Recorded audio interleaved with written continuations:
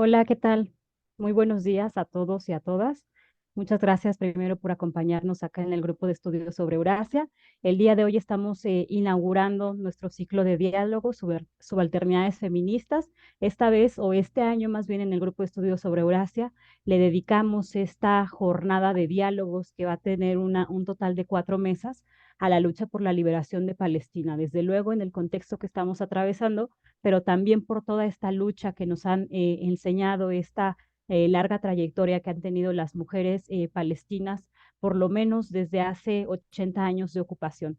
Y bueno, pues el día de hoy me complace tener en esta mesa titulada, la primera mesa, por cierto, La lucha feminista es por la liberación de Palestina, y que justamente nos vamos a encargar de compartir una serie de diálogos entre pues nuestras queridas compañeras acá expertas en el tema de Palestina, a propósito de las mujeres en el marco del 8 de marzo. Bueno, pues sin más, primero les voy a presentar a nuestra querida compañera, a la maestra Erika Aguilar Silva, que nos acompaña desde la Facultad de Ciencias Políticas y Sociales. La presento brevemente.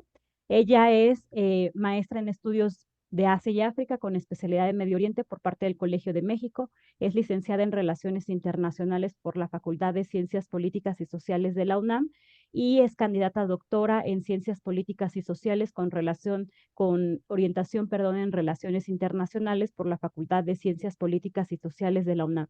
Ella también es profesora de esta misma facultad, la Facultad de Ciencias Políticas y Sociales, y de la Universidad La Salle. Bueno, pues sin más, le damos la palabra a Erika y muchas gracias por acompañarnos, Erika. Muchas gracias. Voy a aprovechar para compartir pantalla primero. Mm,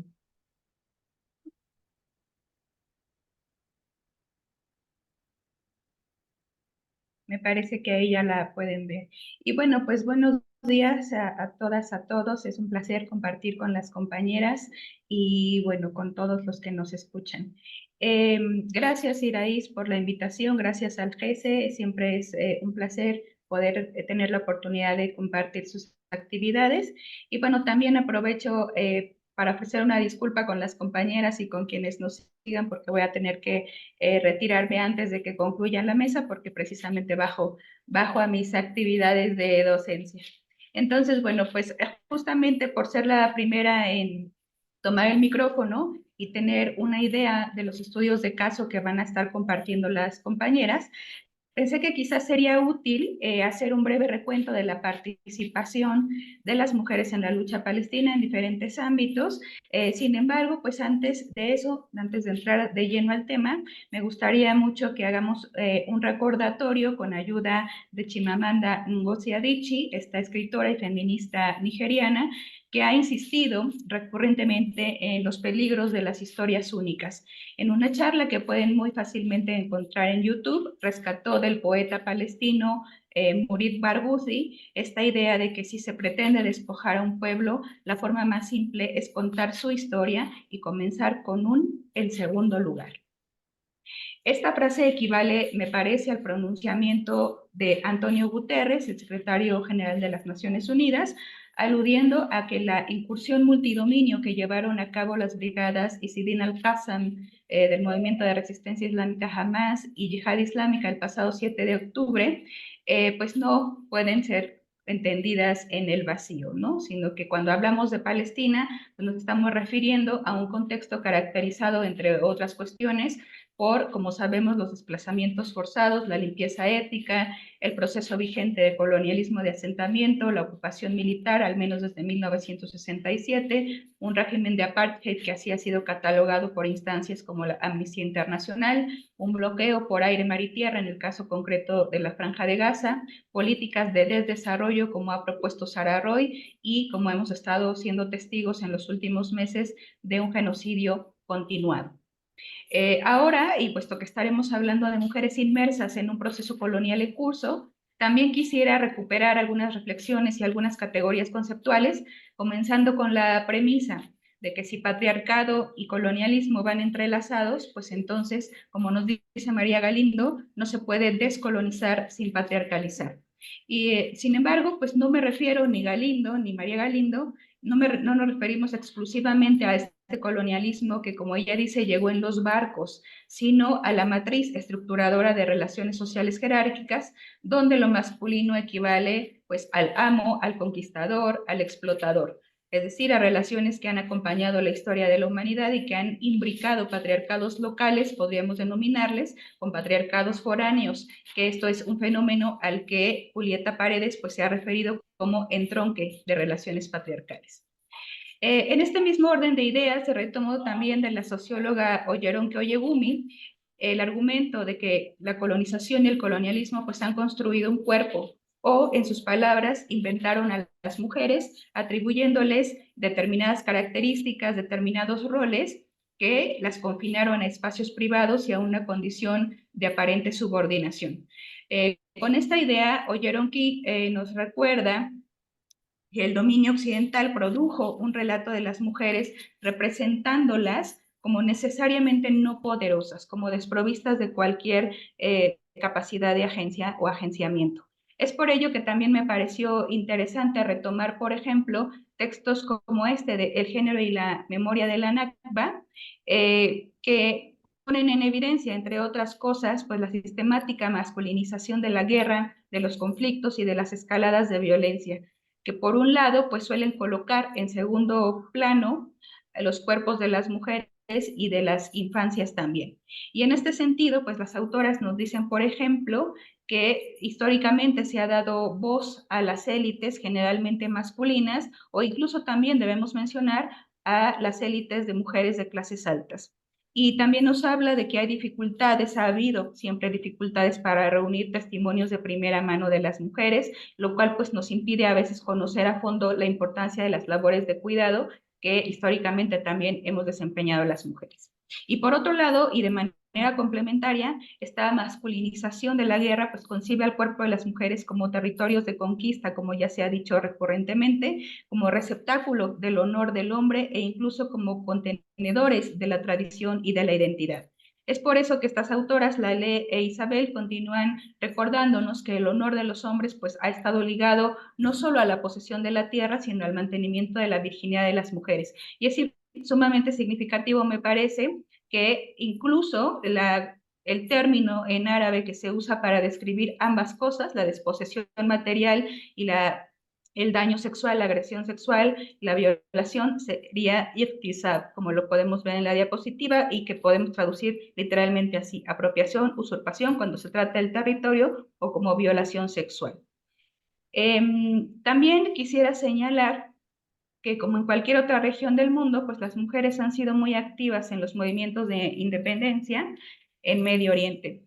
Sin embargo, autoras especialistas como las que tenemos acá también, Aya Alali, Beth Baron o Jane Parpart de los estudios africanos, pues han construido el concepto de Gendering Nationalism para hacer alusión a esos proyectos nacionalistas y luego estatales que terminaron diseñando nuevas formas de exclusión o de sujeción, reproduciendo entonces roles de género e incumpliendo, por lo tanto, la promesa de llevar la lucha de las mujeres al mismo rango que la lucha nacional. Consciente de esta dinámica de subordinación reproducida constantemente, hay representantes de nuevas generaciones como la activista palestina, la activista queer palestina Jenin Maiki, que han optado pues, por llamar, por invitarnos a todas las jóvenes a no delegar en las instituciones estatales o podríamos decir paraestatales en el caso de Palestina, las luchas de las mujeres, sino a ser nosotras mismas las protagonistas en la reivindicación de nuestras aspiraciones, pero no solo en lo que incumbe a las formas de participación estatal, sino como en su caso, pues a la atención de temáticas de género y de diversidad sexual. Esto es a lo que ella le llama la interseccionalidad de las luchas. Y bueno, de momento dejo aquí un poco los señalamientos puramente conceptuales para examinar su pertinencia al interior de las territorialidades palestinas, donde, por ejemplo, pues evidentemente es posible rastrear activismo de mujeres tanto en defensa de la estatalidad como grupos que se han desencantado de ella bajo este entendido de que el Estado pues es una estructura patriarcal y capitalista, o en otras palabras, pues es un ente que reúne y que normaliza en sí mismo diversos sistemas de dominación y de violencias que impactan los cuerpos de las mujeres. Sea entonces en el ámbito que sea, en el institucional o en el informal o popular, pues claramente es posible dar evidencia de múltiples trayectorias trazadas por las mujeres palestinas, dado su autorreconocimiento y su autorreafirmación como agentes de cambio, como agentes de transformación social. Sin embargo, tampoco hay que olvidar que las condiciones de ocupación, al apartheid, al bloqueo, al genocidio continuado, se suma en lo interno, como en muchas otras sociedades, pues el sistema patriarcal, ¿no? Profundamente arraigado en la sociedad palestina también, y que históricamente ha otorgado a las mujeres un papel secundario que minimiza el impacto y aportes de su actuación en múltiples procesos o que definitivamente intenta negarles la facultad de asumir ciertos roles. Recordemos, por ejemplo, que según la Oficina de Asuntos Humanitarios de la ONU, 1 de cada 3 palestinas sufre algún tipo de violencia doméstica. A lo largo de la presentación, de esta breve presentación, pues intentaré que sea evidente, que se note el entrelazamiento de estas condicionantes, de estas limitaciones o obstáculos, mismos que pueden y que deben ser entendidos como catalizadores del activismo de las palestinas, puesto que, como señalan autoras como por ejemplo pues Janice Woody, las mujeres usamos quizá inconscientemente, quizá estratégicamente, lo que nosotros en Occidente preferiríamos considerar como instrumentos de su opresión, como medios para afirmar su valor de manera colectiva, de manera individual, y esto obviamente es en sí mismo un medio para resistir y establecer límites a la dominación.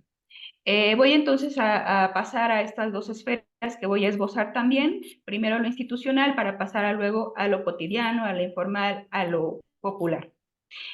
Para comenzar a explorar este ámbito institucional, creo que es necesario que todas y todos recordemos que como resultado de la Conferencia de Madrid del 91, los acuerdos de Oslo del 93 fueron firmados para articular una especie de hoja de ruta, como se le ha llamado, hacia el establecimiento de un Estado palestino. Objetivo para lo cual, entre otras cosas, pues estableció la Autoridad Palestina o Autoridad Nacional Palestina, como le llama este pueblo, este órgano que hace de administración o de gobierno provisional. Dentro de esta autoridad palestina, la mujer ha estado pobremente representada y este es un hecho que no es comprensible si se piensa en el largo historial de activismo de las mujeres que han ejercido evidentemente de manera formal a través de estos organismos o instituciones que cuentan con personalidad propia, como los que vemos en la imagen que he recogido algunos datos, ¿no? Estas uniones de mujeres, el papel que han desarrollado al interior de estos movimientos nacionalistas, seculares, luego en los movimientos islamistas.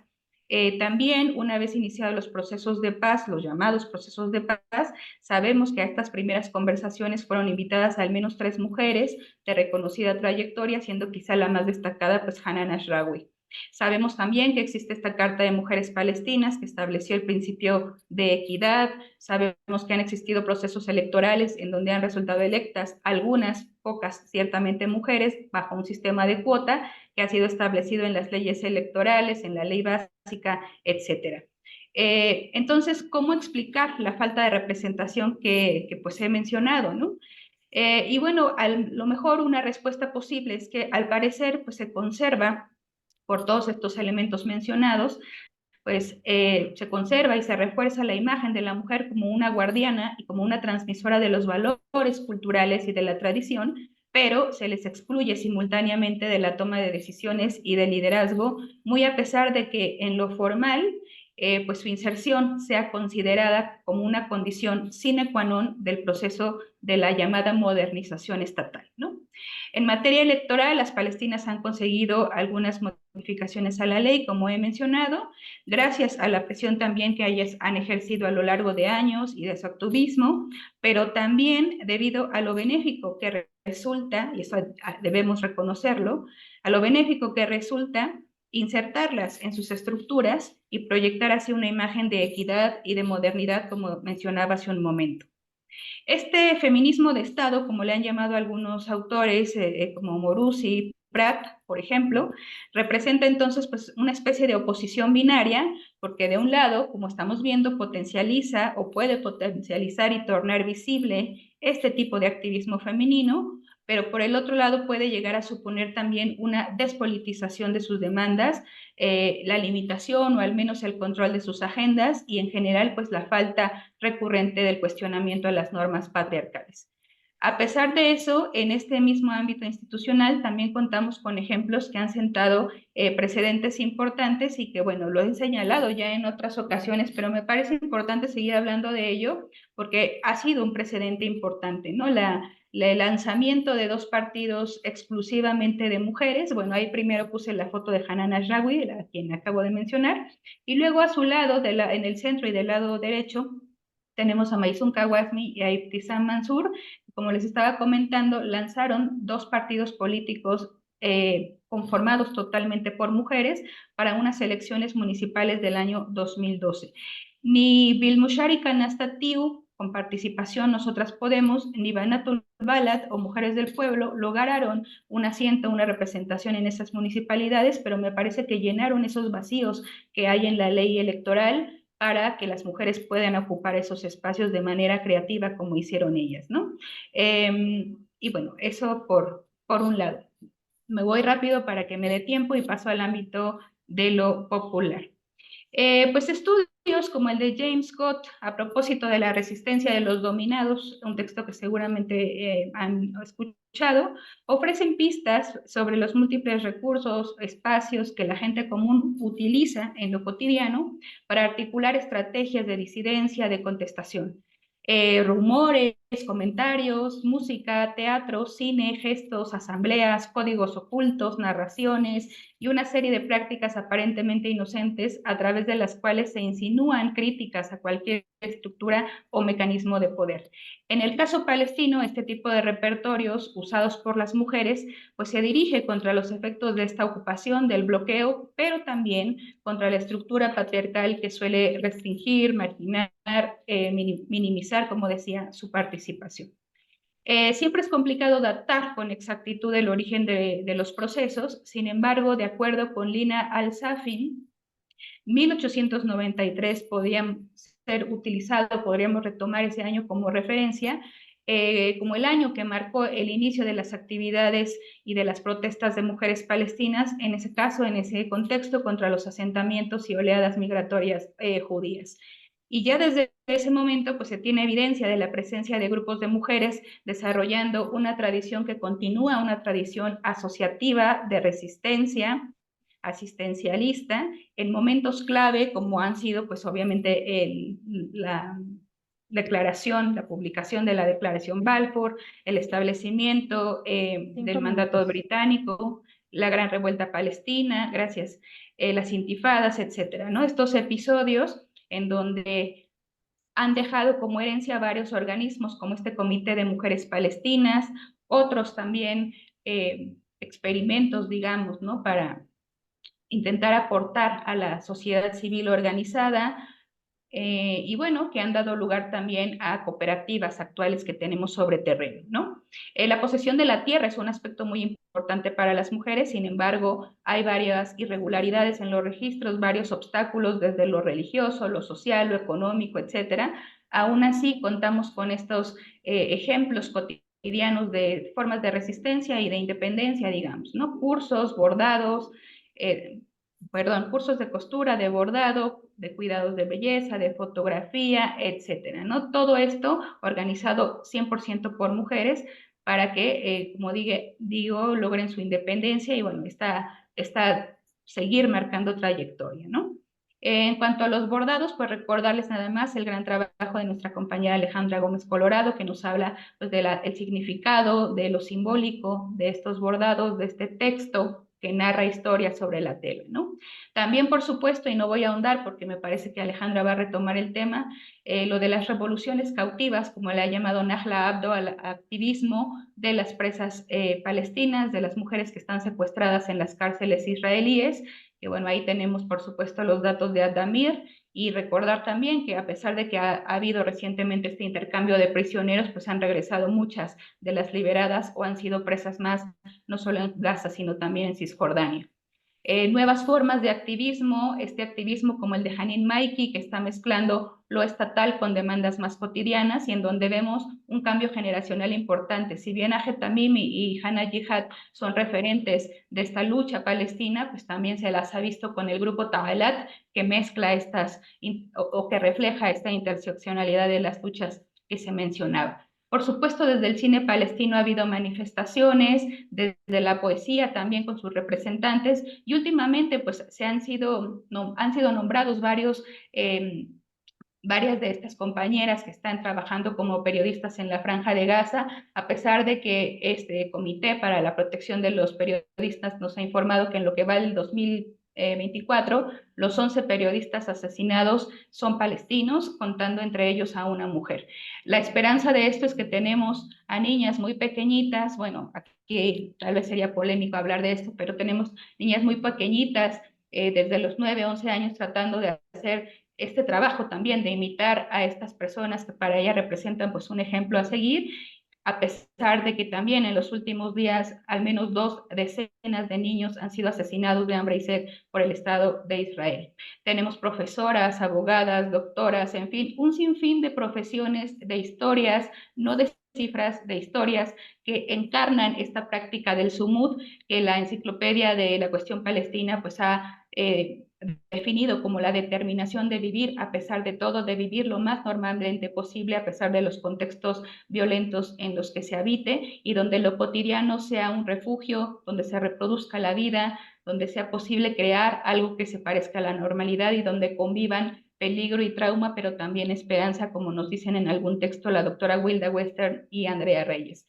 Cierro rapidísimo ya con esto la mención, la alusión a esta acción o a este movimiento feminista global por Palestina, que también desde las calles, desde los textos, desde la academia, desde el arte, desde cualquiera que sea nuestro lugar de enunciación, han hecho este llamado al alto al fuego, a defender la vida, a erradicar todas las formas de violencias, a promover el diálogo, a respetar el derecho internacional y humanitario, y que seguramente el día de mañana veremos en varias capitales, ciudades más grandes, más pequeñas, marchando y también uniendo esta lucha por la liberación de Palestina. Muchas gracias. Muchas gracias, Erika, por esta excelente presentación. Nos haces un recorrido bastante amplio en un periodo de tiempo bastante pequeño, en 20 minutos. Erika nos hizo pues todo este recorrido de mujeres, de nombres, de formas de contestación política, tanto del Estado, pero también desde lo popular, que me parece sumamente importante. Entre las cosas yo creo que hay que destacar y que también ha sido muy rimbombante en estos últimos meses, es la cuestión del sumud, que me parece que Erika lo está abordando muy bien. Justamente esta cuestión de hacer vivible lo invivible a través de lo cotidiano y cómo las mujeres justamente desde todas estas formas de resistencia, estas formas de seguir, de continuar con la reproducción de la vida vaya a pesar del conflicto de alto impacto, desde luego que ha hecho posible justamente la vida en este contexto de guerra y en este contexto de ocupación y desde luego de genocidio. Muchas gracias, Erika, por tu participación. Ahora le vamos a dar la palabra a la doctora Mariela Flores Torres, que nos acompaña desde Argentina. Entonces, estamos muy contentas y muy agradecidas también acá en el grupo de estudios sobre Eurasia por su compañía el día de hoy. Ella nos visita desde la Universidad Nacional de la Patagonia, San Juan Bosco, de Argentina, desde luego. Ella es doctora en historia y es docente de problemáticas del mundo actual e historia del Antiguo Oriente en la carrera de historia en la misma universidad. Es también docente invitada de la Cátedra de Estudios Palestinos Eduard Said en la Universidad de Buenos Aires, Argentina, y docente invitada en la Cátedra Mundo Actual Afroasiático de la carrera de Historia de la Universidad Nacional de Comahue, de la Facultad de Humanidades. Y es corresponsable de la Cátedra Abierta de Eduard Said y otros estudios subalternos de la Universidad Nacional de la Patagonia, San Juan Bosco. Bueno, pues sin más, muchas gracias por tu participación acá, Mariela. Te damos la bienvenida y adelante. Bueno, muchas gracias, compañeras. Quiero saber si se escucha bien. Sí, muy bien. Y se impone una aclaración, que es que yo estoy haciendo el doctorado, todavía no tengo el título de doctora, y me parece importante destacarlo. Y bueno, mi doctorado es sobre la migración de palestinos y palestinas a la Argentina, pero bueno, no es el tema que hoy nos convoca. Hoy nos convocan las mujeres palestinas como una cuestión urgente. Eh, Me ha resultado de lo más interesante la exposición de Erika, y hay algunas cuestiones que ella mencionó que voy a intentar no repetir, porque bueno, fueron muy bien planteadas desde lo conceptual y también el marco histórico. Yo escribí un trabajo para un grupo de investigación de ahí de la Universidad Autónoma de la Ciudad de México. Es un grupo que dirige la doctora Wilda Western y que se llama Presente Colonial. Y allí pude trabajar con detenimiento las experiencias palestinas en clave de lo que planteaba recién Erika, centrada especialmente en lo público, político, institucional, y también en lo público, informal, popular, cotidiano. Y allí yo había recuperado algunos hitos, como por ejemplo la manifestación de mujeres árabes, cristianas, musulmanas, que se habían pronunciado contra la declaración Balfour ya en el año 1917, y como decía Erika en sus distintos hitos que fue marcando, ya existía la Unión de Mujeres Palestinas convocando a árabes, cristianas, musulmanes en el año 1929, y eso continuó. Hay como, en mi trabajo yo hablo de un periodo pre-Nakba de la Organización de las Mujeres y un periodo post-Nakba. ¿Por qué? Porque la pre-Nakba es justamente esta etapa anterior al 48, en donde es importante visibilizar que ya existía un nivel de organización de las mujeres palestinas, y no que antes del 48 no. No es que con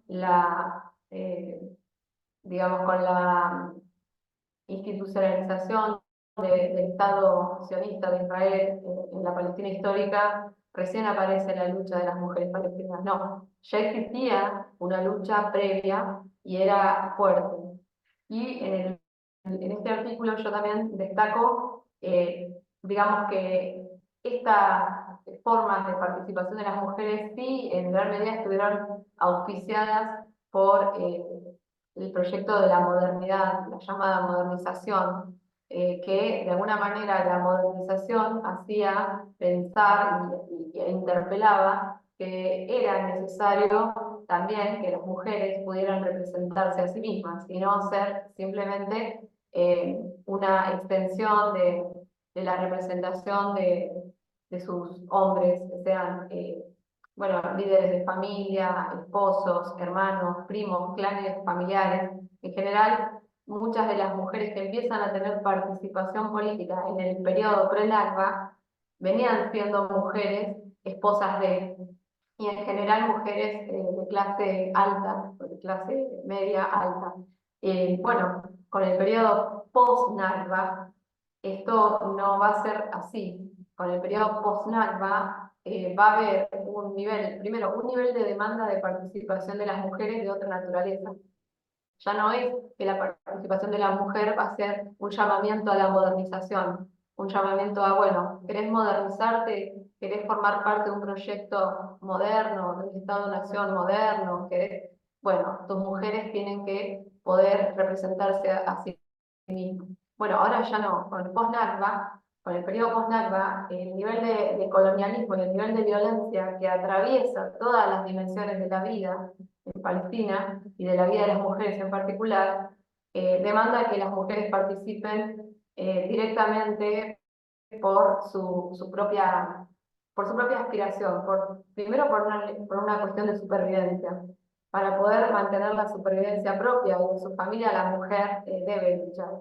Eh, la mujer también es importante destacar, y en esto quiero ser breve, porque no conozco la audiencia que puede llegar a escucharnos, entonces yo doy por sentado que acá todas hablamos la misma lengua académica y política, pero a veces el resto que puede escuchar no. Entonces yo quiero destacar dos momentos, que es el periodo post-Nakba de 1948 y el periodo de Al-Aqsa de 1967. Porque también las mujeres palestinas, que son las mujeres, muchas veces leemos en los libros, la mujer del 48 o la mujer del 67. La mujer palestina del 48 es la que se vio forzada a desplazarse de su Palestina natal. Y la mujer palestina del 67 es la que se vio forzada a desplazarse también de los territorios que fueron ocupados en el 67, como en ese momento lo fue Gaza, como en ese momento fue la zona de Cisjordania. Es decir, las mujeres han vivido la ocupación y eso las llevó a participar en política y a participar en el espacio público, más allá de lo que el programa o el proyecto de los Estados-Nación o el programa o los proyectos de los partidos políticos, o más allá de cualquier programa o proyecto que no era el de ellas, sino que era el de otros. Ahora son las mujeres las que tienen que hacerlo. Y lo hacen por supervivencia, las mujeres del 48, las mujeres del 67, y hoy, justamente hoy 7 de marzo, 5 meses de esa feroz renovación de las ofensivas militares sionistas en la Franja de Gaza, hoy 7 de marzo, 5 meses, son las mujeres gazatíes las que se ven forzadas a ocupar el espacio público a pesar de la tremenda adversidad, mujeres lactantes, mujeres gestantes, mujeres que están pariendo en medio del genocidio. Bueno, todo esto es algo que el historiador de origen israelí, Ilan Pappé, ha llamado genocidio progresivo, porque él está hablando de un genocidio que no ha terminado, que ha comenzado hace más de 70 años y que sigue día a día. Entonces, estas mujeres palestinas ocupan los espacios públicos, más allá de lo institucional, lo hacen por una cuestión de supervivencia y su mensaje es mensaje cotidiano y potente.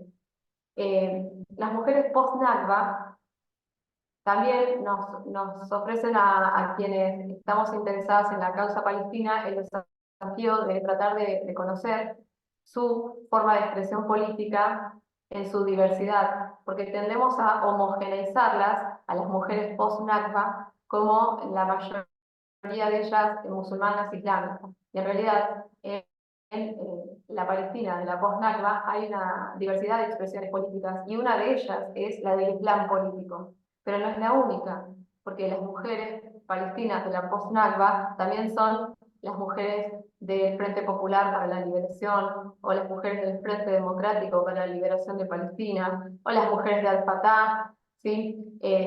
Así que también es un desafío nuestro, como somos habitantes de espacios de construcción del saber, poder, digamos, acabar con esos estereotipos que fosilizan la propia historia de las mujeres. Hay una diversidad de expresiones políticas en las cuales una de ellas es la expresión del Islam político, pero no es la única. Y también existe una enorme mirada respecto del post-Nakba ya en el año 87, ¿sí? Ya nos ubicamos en un post-Nakba 40 años después, en 1987. ¿Por qué? Porque es el año que surge la Organización de la Resistencia Islámica, Hamas. Y es el año en que empieza a crecer la mirada sobre el Hamas como una organización terrorista. Es decir, tanto el Departamento de Estado de los Estados Unidos como la Unión Europea han, uno en el año 97 y otro en el año 2003, han incluido al Hamas como una organización terrorista en sus listados institucionales. Pero hay una inmensa mayoría en este mundo que habitamos que no considera que la organización de la resistencia islámica, llamada Hamas, sea una organización terrorista.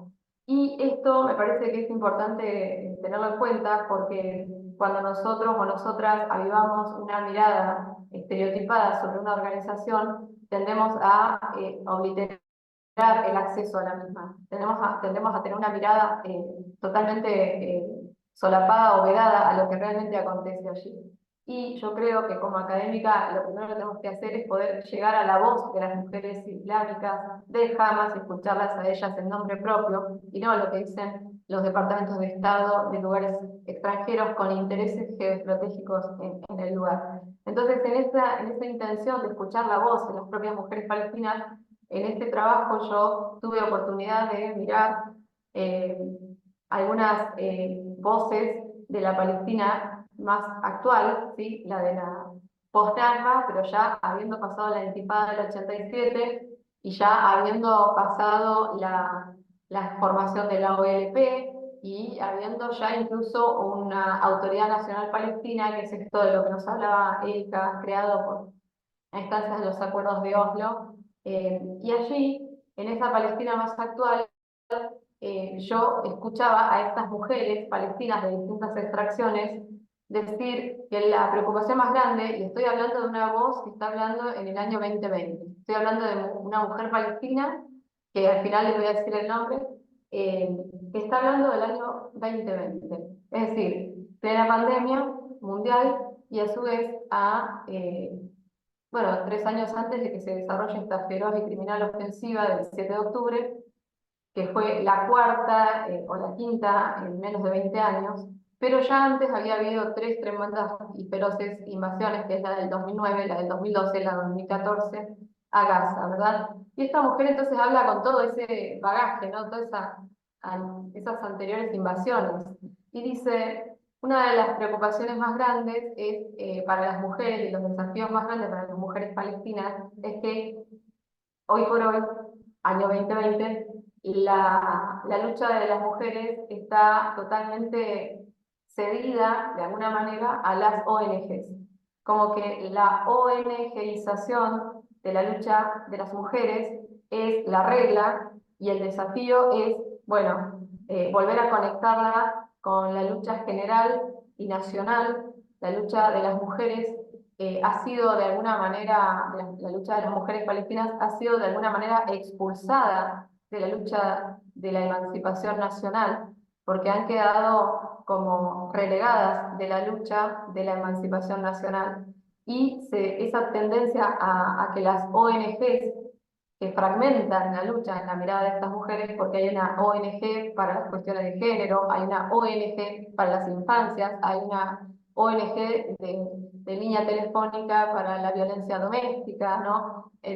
Importantes, necesarias seguramente, con un trabajo realmente genuino. Pero bueno, se fragmenta la lucha y la necesidad de un programa propio de las mujeres y se desvincula de un proyecto de emancipación amplio y profundamente politizado, porque se despolitiza con la creciente injerencia de las ONG, que son la mayoría de fondos extranjeros, se despolitiza la cuestión palestina y se despolitiza la lucha de las mujeres.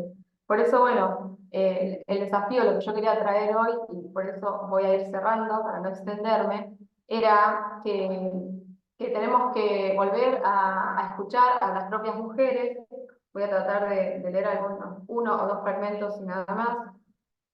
Y también, además de volver a recuperar la voz de las propias mujeres palestinas, escuchar sus demandas. Su demanda es por volver a instalar en la lucha de la emancipación de las mujeres sin miradas estereotipantes de nadie, ni del propio feminismo hegemónico, ni tampoco de la ocupación, ni tampoco de los proyectos emancipatorios que son de otros y que no son de ellos. Bueno, y aquí dice Yara Jaguari, que es de la organización activista feminista Talat. Esta organización, Talat, fue creada en el año 2019 y Yara Jaguari manifiesta, de alguna manera, el discurso sobre la violencia doméstica y los crímenes de honor han estado separados del contexto político más amplio. Las mujeres de este movimiento reconocemos que no pueden ser pensados como cosas separadas. Lo que les sucede a las mujeres en sus casas, en las calles, sucede en un contexto de colonialismo en Palestina. Y este movimiento, Talat, fue lanzado en septiembre de 2019 y las mujeres tomaron las calles de las ciudades de Palestina histórica, tanto la Palestina ocupada del 48 como la del 67, para decir que nuestra lucha es una sola y es una lucha política. Fue la primera vez que muchas mujeres se unieron a lo largo de la línea verde colonialista y lo hicieron a través de una consigna feminista. Y eso fue emocionante, porque estamos hablando de temas que quizás son considerados tabú o temas que son difíciles para la sociedad palestina. Estamos hablando de combatir los estereotipos racistas y orientalistas. La idea de que el patriarcado es algo que solo se da en Medio Oriente, algo que sabemos muy bien que no es así. Así como hay crímenes de honor aquí, también hay crímenes pasionales en Europa, en Estados Unidos o en Occidente. Son dos maneras que igualmente intentan embellecer la violencia, que es violencia y es violencia hacia las mujeres. Luchamos contra todo esto y lo que realmente estamos intentando combatir es la fragmentación social, geográfica y política de las mujeres palestinas. Bueno, esta es solo una cita de otras, de varias que hay en este artículo y que les quería compartir. Obviamente no quiero dejar afuera lo que está pasando en este momento, la urgencia de este momento, porque esto que yo les leí está dicho en el año 2020, pero hoy estamos viviendo en el 2024 y hace 5 meses que se renovaron las ofensivas contra Gaza y contra Cisjordania.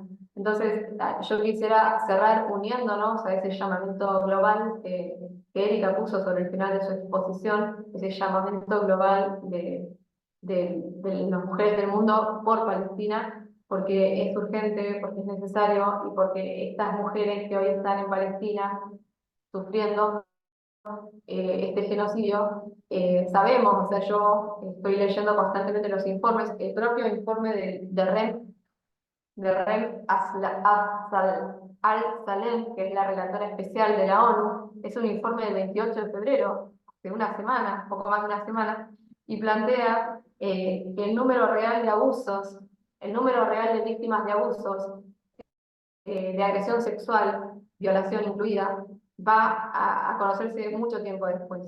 Pero que en este momento no solamente ocupar Gaza simboliza ocupar territorialmente y de manera colonialista, sino que ocupar Gaza y agredir puntualmente a las mujeres y a las infancias es de alguna manera poseer Palestina. Poseer a sus mujeres es poseer Palestina. Y a normalizar la violencia hacia las mujeres es esperar que el mundo naturalice eso como algo que hay que dejar pasar. Y es precisamente contra lo que luchamos. Bueno, muchísimas gracias. Muchas gracias, Mariela, por tu participación. Nos dejas muchas reflexiones acá sobre la mesa y destaco sobre todo esto, cómo inicias poniendo sobre la mesa que la lucha por la liberación de Palestina, la lucha de las mujeres no empieza en 1948, sino que tiene toda una genealogía detrás, ¿no? Y es que justamente como en esta época pre-Nakba, las mujeres justo ya estaban organizadas sobre todo en comités, ¿no? En organizaciones de asistencialismo. Este asistencialismo va a ser fundamental para comprender también toda esta lucha de la Nakba, porque son ellas las que sostienen ese tejido social, esa reproducción social en el contexto de todas estas movilizaciones, estas formas de organización política en contra de la dominación, el colonialismo y demás. Entonces, no se puede entender Palestina justo sin la lucha de las mujeres que han tenido a lo largo de estos años y que claro, estos acontecimientos como la Nakba, la Naksa, pero también el propio contexto de genocidio actual han transformado a las mujeres como sujetas políticas, que no se trata de las mismas sujetas, ¿no? Sino que han sido transformadas políticamente hablando a partir justamente de sus propios contextos. Entonces, eso es bien importante como traerlo acá sobre la mesa y cómo nos lo ha relatado me parece sumamente valioso. Pues muchas gracias, Mariela, y ahora le vamos a dar paso, le vamos a dar la voz a nuestra querida doctora Alejandra Gutiérrez Luna, que nos acompaña también de la Facultad de Ciencias Políticas y Sociales de la UNAM. Se las presento rápidamente. Ella actualmente se desempeña como secretaria académica del programa de posgrado en Ciencias Políticas y Sociales de la UNAM.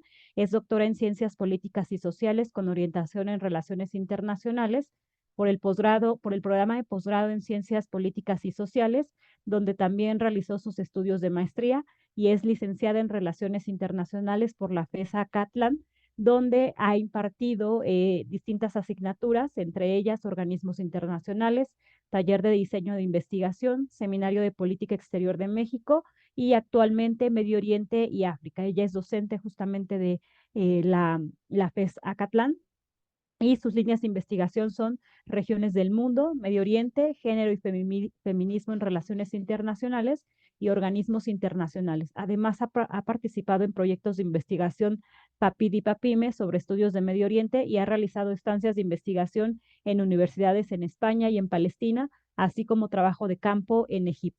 Bueno, pues sin más, le damos la palabra a la doctora Alejandra Gutiérrez Luda y muchas gracias por acompañarnos. Hola, buen día a todas, a todos, a todos quienes nos estén escuchando y viendo en las redes sociales. Me da mucha alegría estar aquí con ustedes. Pues nos conocemos muy bien, solamente no tenía el gusto de conocer a Mariela, pero a Erika, a Iraíz y a Silvia, pues las conozco muy bien, así que me alegra muchísimo compartir esta sesión con ustedes. Y pues yo les traigo una ponencia muy breve, muy general, ¿no? Es como un panorama muy general sobre las mujeres palestinas, su participación política, su trayectoria y sobre todo, pues un poco de lo que está sucediendo actualmente para que pues podamos reflexionar más sobre este tema, ¿no? Entonces, Iraíz, tú me ayudas con mi presentación. Solamente les estoy mostrando fotos en esta presentación. No quise utilizar texto, ¿no? Solamente para ilustrar un poco lo que les voy a comentar. Y bueno, titulé esta presentación Más de un siglo de movilización de las mujeres palestinas en el marco de la Marcha Global de las Mujeres. La siguiente, por favor. Bueno, pues al igual que ha sucedido en otros momentos de la historia que se han convertido en puntos de inflexión de la ocupación israelí de Palestina, por ejemplo, las dos intifadas, a partir del inicio de los ataques israelíes contra la población civil de la Franja de Gaza el 7 de octubre de 2023, de nuevo se ha relegado el tema de la violencia contra las mujeres y el activismo femenino en Palestina. No quiero decir que se haya olvidado este tema, simplemente por supuesto que el mundo y la atención del mundo en este momento está volcada hacia otros temas que son, por supuesto, prioritarios, como es la emergencia humanitaria. Si bien las palestinas han experimentado distintas fuentes de opresión que van desde los abusos del ejército israelí hasta la violencia doméstica, momentos como el que se vive actualmente impactan en el activismo femenino, el cual tiene larga data. La siguiente, por favor. Las organizaciones de mujeres creadas durante los años 60, 70 y 80 fueron fundadas principalmente por intelectuales y mujeres de clase media. Estas organizaciones evolucionaron hasta convertirse en asociaciones cuyo objetivo ha sido incluir a activistas de todos los estratos sociales, incluso mujeres que vivían en campos de refugiados. Creo que al estudiar la trayectoria de activismo, sobre todo activismo de las mujeres palestinas, podemos encontrar toda esta gama de ideologías, tipos de participación, tipos de mujeres, perfiles de mujeres, y eso pues enriquece mucho las investigaciones. De la trayectoria del activismo femenino palestino, destacan, por ejemplo, desde los años 60 organizaciones que incluso ya mencionó un poco Erika, como la Unión General de las Mujeres Palestinas, pasando por diversas mujeres que sobresalieron por su presencia en atentados de carácter militar, como por supuesto la imagen de Leila Khaled, que es muy ilustrativa de la lucha de las mujeres palestinas. Además, en los años 70 se crearon organizaciones como la Federación Palestina de Comités de Acción de las Mujeres. La siguiente, por favor. En los años 80 también la Unión Palestina de Comités de Trabajo de Mujeres. En los años 90 algunos centros de investigación que también han existido en Palestina, como el Centro de Asuntos de la Mujer y el Programa de Estudios de la Mujer, que actualmente es el Instituto de Estudios de la Mujer de la Universidad de Birzeit. También, por supuesto, han destacado muchas marchas y protestas de mujeres a lo largo de la historia pues, de esta ocupación. Pero acá, pues, como imagen les pongo marchas y protestas de mujeres durante la Segunda Intifada. La siguiente, también hay que mencionar a, a las madres como símbolo de resistencia. Eh, las protestas de los viernes, que seguramente muchos de ustedes conocerán, las protestas de los viernes en distintas aldeas cisjordanas como Beeline y Navizale, también la campaña Boicotes, Inversión y Sanciones, Como ejemplo, también en esta diapositiva les pongo la imagen de Ahed Tamimi, también un emblema, ¿no?, de la lucha de las mujeres en Palestina, que en 2018 dos soldados israelíes entraron al patio de su casa y ese mismo día su primo, Mohammad, que tenía 14 años de edad en ese momento, había recibido un disparo en la cabeza a corta distancia por un soldado israelí, lo cual por supuesto lo hirió de gravedad. Hay un video que se volvió viral a partir de ese año 2018, donde se muestra a Het Tamimi desarmada, por supuesto, abofeteando, empujando y dando patadas a dos soldados israelíes armados y con equipo de protección. Después de ese incidente, Ahed fue encarcelada y más adelante liberada. La siguiente, actualmente con una cifra de, estos números son, si no me equivoco, del 28 de febrero, son números recientes.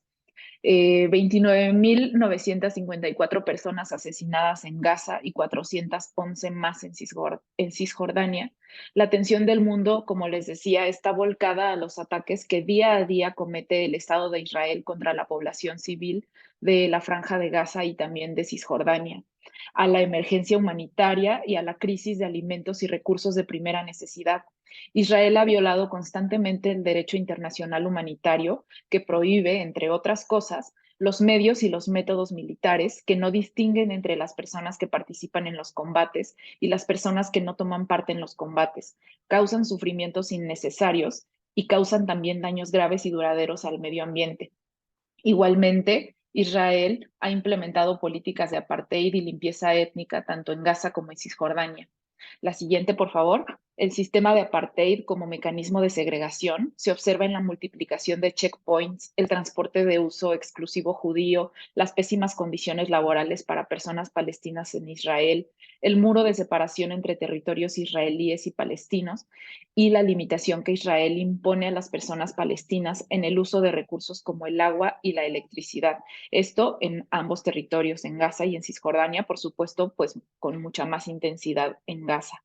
La política de limpieza étnica se ilustra por el proyecto colonial de Israel, con miras a establecer un estado exclusivo para las personas judías mediante la destrucción de aldeas palestinas y el asesinato o la expulsión de sus pobladores. Específicamente en la Franja de Gaza, Israel ha recurrido a la destrucción de la infraestructura de todo tipo, sin importar si se trata de una casa o de un hospital, el asesinato de civiles de todas las edades y sexos, el bloqueo de la electricidad, agua potable y alimentos, lo que ha convertido en Gaza en una tierra sin condiciones para dar cabida a la vida. En Cisjordania, Israel continúa con su política de colonización mediante la expropiación de las tierras palestinas, la imposición de serias restricciones fronterizas y el fortalecimiento de la dependencia económica de Palestina hacia Israel. La siguiente, por favor, por mencionar algunos sucesos recientes. En mayo de 2022, Shirin Abu Akleh, que ella era una reportera de la cadena de noticias Al Jazeera, fue asesinada por el ejército israelí durante una cobertura que ella estaba realizando en la ciudad de Jenin, en Palestina, en Cisjordania. También el 24 de febrero de 2024 se reportó que las fuerzas israelíes detuvieron a 22 personas palestinas en distintas ciudades cisjordanas, en Belén, Hebrón, Ramala, Tulkarem, Nablus y Jerusalén. El número total de estas detenciones, a partir del 7 de octubre, ha ascendido a 7.210. Existen informes de que mujeres y niñas palestinas detenidas han sido sometidas a múltiples formas de agresión sexual, como ser desnudadas y registradas por oficiales del ejército israelí. Según estos informes, al menos 2 detenidas palestinas fueron violadas, mientras que otras fueron amenazadas con violación y violencia sexual. Un ejemplo de estos casos es la palestina estadounidense Samaer Ismail. Ella fue detenida apenas hace unos días cerca de la zona de una aldea que se llama Silwar, en Cisjordania, y el motivo de esta detención supuestamente fue por incitación en las redes sociales. Las mujeres palestinas detenidas suelen estar recluidas principalmente en las prisiones de Asharon y Damón. Ambas prisiones están ubicadas fuera del territorio ocupado, en contradicción con el artículo 76 del Cuarto Convenio de Ginebra. Este convenio lo que establece es que una potencia ocupante debe detener a los residentes del territorio ocupado en prisiones dentro del territorio ocupado. A esto, por supuesto, se suma la ilegalidad de las prácticas del Estado de Israel sobre impedir a las personas prisioneras reunirse con sus abogados o abogadas de nacionalidad palestina y también con sus propios familiares argumentando motivos de seguridad. Frente a todo este panorama, no se debe ignorar el componente de género, pues las mujeres palestinas están sujetas a los encarcelamientos, la detención y pérdida de sus hijos, esposos y demás familiares, la falta de empleos, los bajos niveles educativos, la destrucción de sus hogares, los deficientes servicios de salud y la violación de sus derechos económicos, políticos y sociales. Aunque estas circunstancias las han llevado a participar más activamente en la sociedad mediante la representación política, el ámbito académico, la colaboración con algunas organizaciones de la sociedad civil y movimientos sociales, lo cierto es que los niveles de violencia con los que actúa el Estado de Israel han deteriorado la participación de las mujeres en el ámbito público. Como les decía, hay temas prioritarios para la vida, por supuesto. La siguiente, por favor, y esta es la última. A pesar de que la resistencia contra la ocupación continúa como prioridad para el trabajo de las organizaciones de la sociedad civil, no solo en general de derechos humanos, sino también las propias organizaciones de mujeres. Al paso del tiempo se ha otorgado mayor énfasis a las consecuencias que el conflicto provoca de manera específica a las mujeres. Para dimensionar el daño que los ataques israelíes de los últimos meses dejarán en las mujeres a largo plazo, habrá que estudiar su situación en términos de maternidad, cuidados, condición laboral y educativa, salud, en todos los ámbitos. La ocupación ha arrasado con la vida de las mujeres y especialmente en estos últimos meses con la vida de las mujeres de la Franja de Gaza. La lucha de las palestinas sin duda es un modelo para muchas mujeres en el mundo, ya que ellas continúan combatiendo y resistiendo pese a todos los obstáculos que se les presentan, las pérdidas familiares, materiales, de todo tipo. Y creo, y seguramente ustedes compartirán esto, que estas mujeres pues nos dan un ejemplo de lucha tanto en el ámbito privado como en el público, más allá de hablar de cómo observamos el feminismo, los movimientos feministas en otras latitudes. Yo creo que debemos poner los ojos en estas mujeres que realmente dan una lección a muchas de nosotras. Las mujeres han desafiado las expectativas sociales y familiares al contribuir de manera directa en esta lucha nacionalista. Y bueno, pues con eso cierro. Muchas gracias. Muchas gracias, querida Ale, por esta presentación. También nos ofreces un panorama bastante amplio. Primero comentarles pues que la maestra Erika ya se tuvo que retirar porque tiene clase, pero nos va a seguir en la transmisión por si hay dudas, preguntas para ella, también se las vamos a hacer llegar también por correo electrónico. Y bueno, a propósito de lo que nos comentaba Alejandra Gutiérrez Luna, pues bastantes cuestiones. Una de las cosas que a mí más me salta sobre la presentación de Ale es jugar esta guerra, este genocidio, este sistema de apartheid a través del cuerpo de las mujeres. Cómo esas diferentes violencias que aparentemente, o sea, van en contra de toda la población, tienen repercusiones específicas para las mujeres. Por ejemplo, como el sistema de checkpoints, que nos lo pone muy bien Ale en la mesa, cuáles son esas repercusiones que tienen específicamente a partir y a través del cuerpo de las mujeres. Es decir, todas esas violencias atraviesan de una forma distinta a las corporalidades, a través y de manera diferenciada a través de la clase, la raza, el género, y acá Ale nos está poniendo sobre la mesa las especificidades que tiene la violencia a partir del género. Y entonces, esta guerra, cómo se juega en nombre de la violación, en nombre del despojo, en nombre justamente de quitarle o de restarle la dignidad a esos sujetos y esas sujetas palestinas a partir de la violación, ¿no? A partir de la masacre, del genocidio y demás. Y entonces esto pues nos pone bastante en contexto también y de la urgencia que tiene tomar en cuenta las violencias contra las mujeres en esta violencia y en este genocidio que está viviendo actualmente el pueblo palestino. Y bueno, me surge una duda justo ahora que escuchaba a Ale y cuando hablaba de las organizaciones de las mujeres y que hacía referencia justo a esta organización de mujeres de negro. Entonces me preguntaba Ale como de qué manera esta lucha palestina transforma las subjetividades del maternaje en Palestina, por ejemplo, en la organización de las mujeres de negro. Esa duda me sale en un primer momento y bueno, para no extenderme más, ahora nos vamos con la maestra, nuestra querida maestra Silvia Sáenz Delfín, que ahora mismo se las presento. Ella es licenciada en Letras Inglesas por la UNAM y es maestra en estudios de Asia y África con especialidad de Medio Oriente por parte del Colegio de México. Su investigación está enfocada en la literatura árabe de los siglos XX y XXI, principalmente poesía, ensayo y autobiografía, y entre sus publicaciones están la traducción colectiva del árabe al español de Un extraño a una ciudad distante de Mahmoud Darwish, publicado en el periódico de poesía de la UNAM, y la reseña Ethnocracy, Land and Identity Politics in Israel and Palestine de Ored Yiftachel, de la revista Anaquel Estudios Árabes, y a publicarse el artículo Memorias de la cárcel de mujeres, la espacialidad como encuentro de diálogos y resistencia en la obra autobiográfica de Nawal Sadawi para la revista del Centro de Estudios de Asia y África del Colegio de México. Bueno, pues sin más, bienvenida Silvia y muchas gracias por estar acá con nosotras en el GESE.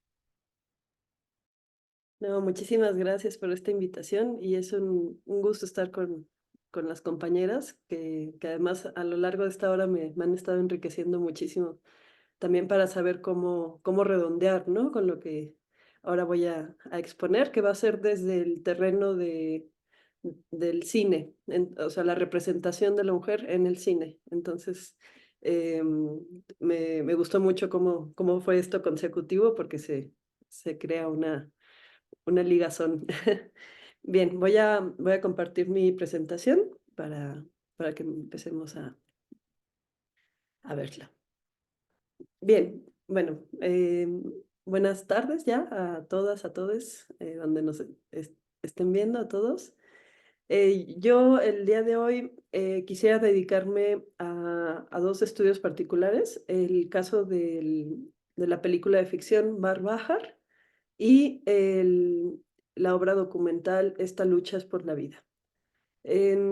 A mí lo que me llamó la atención es poder, justo como podemos ver aquí en el título, ver un poco cómo es el cuerpo, la representación, la identidad de mujeres palestinas desde la ficción, es decir, cómo se va haciendo esta confección en la ficción, pero también en el cine documental, ¿no? Cómo es que se van ahí estableciendo una multiplicidad de voces.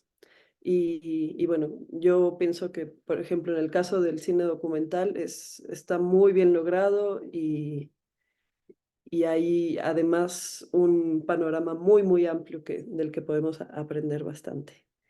Bien, en ese sentido, bueno, aquí están las dos obras. Bar Bajar, Entre dos mundos, fue la traducción que tuvo al español. Es la historia de estas tres mujeres palestinas, que lo que es muy interesante, a diferencia de, bueno, otras obras que al menos yo he visto en el cine de ficción, es que ellas residen en Tel Aviv. Entonces, bueno, esta es como la primera tensión que va a surgir en la historia, ¿no? Son mujeres palestinas que residen en Tel Aviv y desde ahí se hace em, estas polaridades, ¿no? Entre dos mundos.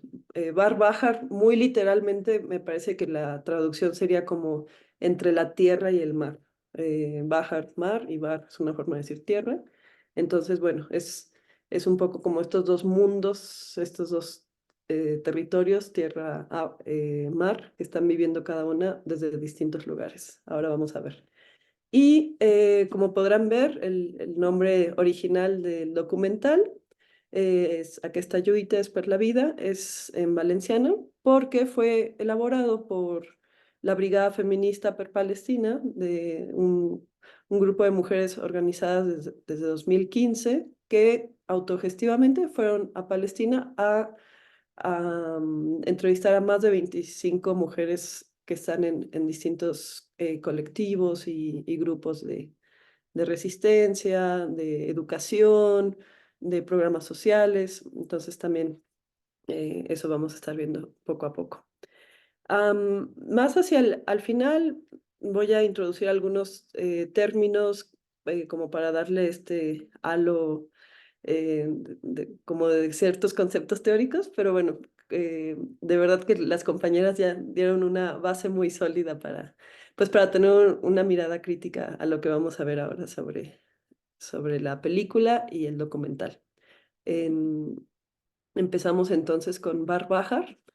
Es una película de 2016 de la directora palestina Maysalun Hammoud. Ella en realidad ya es tercera generación de Palestina en Israel y por lo tanto la producción se atribuye a Israel, Palestina, Francia. Los idiomas que se hablan en la película son sobre todo árabe y hebreo.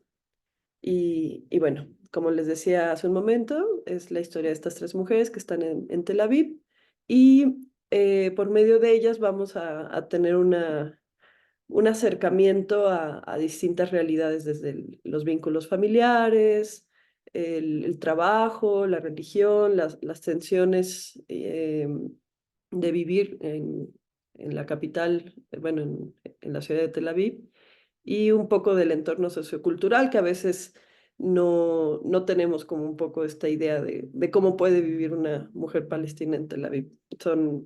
Es multifactorial, ¿no? Cómo se reúne ahí. Em, el primer personaje, bueno, Nur, es una estudiante de informática. Ella es musulmana y bueno, desde el principio sabemos que está comprometida a casarse y esto es algo que a lo largo de la historia se va a ir, em, se va a llevar como hilo conductor también para evidenciar una de las más grandes violencias, ¿no? Que hay desde la familia, desde la pareja y, y que bueno, en ese sentido, de quien recibe la mayor contención, ayuda, acompañamiento va a ser de sus compañeras palestinas, en este caso Salma y Laila. Salma bueno, ella es DJ, a diferencia de Nur, ella proviene de una familia cristiana y por medio de ella se puede ver la comunidad LGBT más en las palestinas que viven en Israel. Y un poco también cómo esto es vivido desde el núcleo familiar y cómo tiene que ir llevando poco a poco esta relación. Y por último tenemos a Laila. Ella es abogada de Nazaret. Y, y bueno, a diferencia de Salma y Nur, es un poco como que ella está muy retratada de una forma más, digamos que nada más es ella, como si no tuviera vínculos familiares. Eso es una particularidad muy interesante. O sea, en las demás se ve el entorno familiar, la religión, un poco los orígenes, la ciudad de donde provienen, pero en ella es un poco como Laila está ahí, es abogada, tiene gran influencia social en muchos aspectos, también tiene varias vulnerabilidades por los afectos que va desarrollando, por ejemplo, en pareja y así, pero es un poquito más independiente su forma de ser retratada en la película. Lo que sí, definitivamente hay un vínculo para cuidarse y llevar a cabo una autonomía entre ellas, ¿no? Es decir, cada una es autónoma en su forma de vivir, pero entre las tres van creando este cuidado permanente. Bueno, se las describí, pero ya le pueden poner cara a cada una. Ella, em, ella es Laila, la abogada que acabo de mencionar. Ella es Salma, la que es DJ, pero bueno, tiene varios trabajos durante el día. Esta escena, de hecho, es muy interesante. Ahorita voy a hacer una pequeña referencia ahí, porque tiene que ver también con otro gran encuentro de binomios, que sería la lengua árabe y la lengua hebrea. Y ella es Nur, esta estudiante de informática musulmana. Bien, como se puede ver aquí, son personajes que enfrentan diversos tipos de violencia familiar, sexual y económico. Eso se ve muy claro desde el principio. Algo que se puede ver en la película son estas nuevas estrategias que sobre todo va a destacar la autodefensa y la alianza entre ellas. Por ejemplo, Laila, al ser abogada, tiene, tiene entonces un conocimiento de cómo funcionan, por ejemplo, las leyes tanto en Israel como, bueno, en general en la Palestina ocupada, digamos, y también el conocimiento de cómo dirigirse a un hombre árabe que en un momento tiene que interceder por Nur para defenderla de su prometido. Y en ese sentido es que crea una estrategia para protegerla, ¿no? Y para defenderla. Entonces, es muy sólido el vínculo que se hace entre ellas, cuando incluso son echadas y rechazadas por su propia familia. Bien, antes de la siguiente diapositiva, esta escena es muy interesante porque Salma está hablando con un compañero de cocina y están hablando algo en árabe, algo así como, bueno, ya pásame tal ingrediente y están así un poco en este juego y este frenesí que hay en las cocinas y llega uno de los encargados del restaurante y dice, no pueden estar hablando en árabe, ya saben que eso les molesta mucho a nuestros clientes. Y es fuertísima la escena, ¿no? Es como ya esta sanción incluso a la lengua, esta violentación incluso de tu lengua materna. Y en ese momento Salma dice, ya, me voy, ¿no? O sea, yo no voy a estar soportando algo así. Voy a procurar de contar algunas escenas de la película, pero tampoco voy a contar toda porque sí les invito a que la vean, en caso de que no la hayan visto previamente. Bien, en Barbahar tenemos varios temas, como mencioné previamente, por ejemplo, aquí mismo, ¿no? La lengua árabe y hebrea.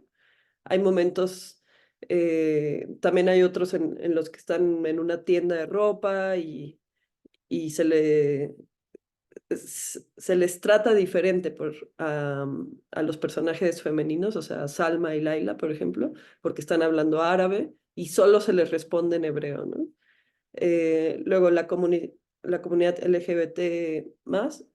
Aquí lo que podemos ver es la dificultad que tiene Salma, por ejemplo, cuando va con su familia y lleva a su compañera y, y sobre todo por parte del padre hay un fuertísimo rechazo, ¿no?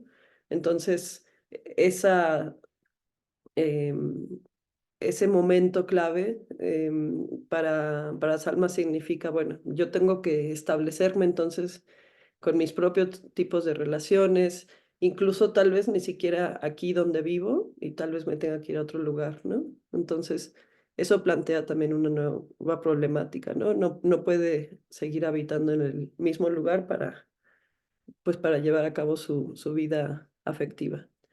Las religiones musulmanas y cristianas, vemos un poquito, pues, cómo es la convivencia, sobre todo en los planos familiares, por supuesto la vestimenta, algunos como objetos que vemos en las casas.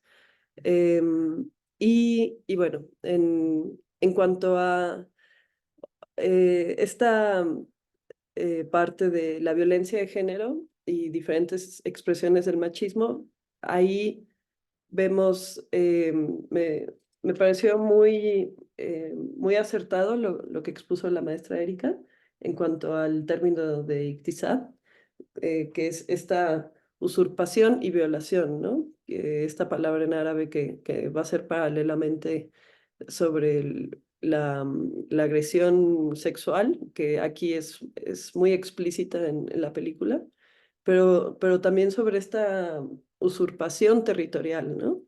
Eso, aunque lo voy a desarrollar un poquito más adelante, es importante señalar desde ahora que el cuerpo de la mujer palestina, concretamente porque es el caso hoy tratado, es entendido como territorio también. Entonces,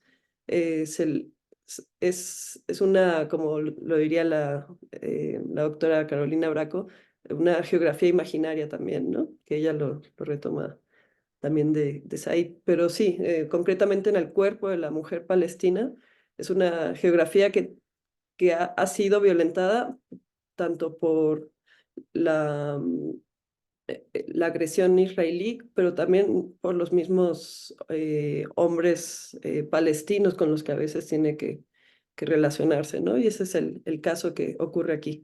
Hay una violentación física que, que bueno, que es expuesta y que hay que prestar atención.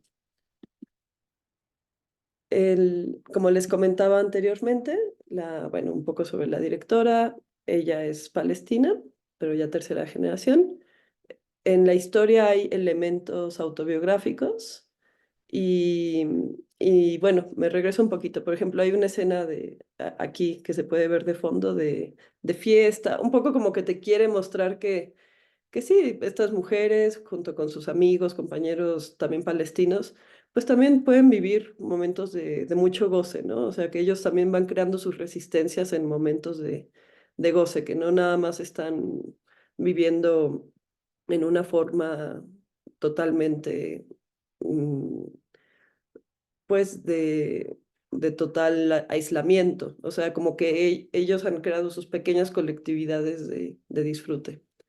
Y bueno, nada más para cerrar con esta parte, después de la directora realizó esta película, después de la Primavera Árabe, también queriendo esto, diversificar un poco las imágenes que tenemos de las mujeres árabes, en particular de las palestinas, y palestinas que viven en Israel y que se van moviendo entre Israel y ciudades palestinas. Bien, antes de seguir al siguiente documental, espero que me dé tiempo. Voy a hacer una pequeña muestra de la escena en la que se conocen las tres, porque creo que es muy linda esta integración que se hace, el momento en el que se conocen Salma, eh, Laila y Nur. Entonces, comparto rápidamente el video. 5 minutos. No, en otro momento lo comparto. Entonces, em, voy a mostrarles entonces sobre el documental. Aquí está Lluites por la vida. Esta Luchas por la vida. Este es un poquito más reciente, es de hace 6 años. Es 2018. Como les comentaba al principio, este grupo de mujeres, Brigada Feminista per Palestina, formado en 2015, viaja a Palestina y realiza estas entrevistas, varias están en español, varias en árabe, hay un poco de valenciano y también inglés, bastante inglés. Como se puede ver en esta descripción que está proporcionada por la Cineteca de Madrid, refleja la diversidad de las luchas del movimiento feminista en Palestina en la actualidad. Bueno, al menos hasta lo que era en 2018, ¿no? Yo me imagino que varias de estas siguen presentes. Y nos explican la situación de vulneración de derechos humanos que se vive hoy en Palestina, sobre todo en la población de Cisjordania, hay que apuntar eso, y cómo se organizan para seguir luchando y resistiendo.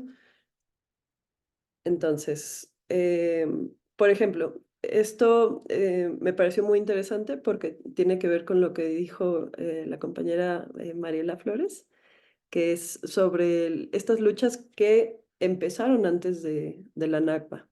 Y que además hay que ir ubicando muy bien cada etapa. Por ejemplo, aquí Sana Abu Asfa, de Family Defense Society de la ciudad de Nablus, nos dice, ¿no? Este movimiento, el movimiento de las mujeres, empezó no cuando se ocuparon nuestras tierras en 1948, sino incluso antes. Empezaron cuando Gran Bretaña estaba aquí en Cisjordania y Jordania. Y ya había muchas asociaciones diferentes de mujeres. Entonces, distinguir eso, ¿no? No es la Nakba realmente el momento de la organización de mujeres, es mucho, mucho antes y que ha pasado eh, por distintas formas. Bien, ya para ir cerrando, aquí también, eh, voy a hacer el contraste. Aquí estamos hablando de cine documental.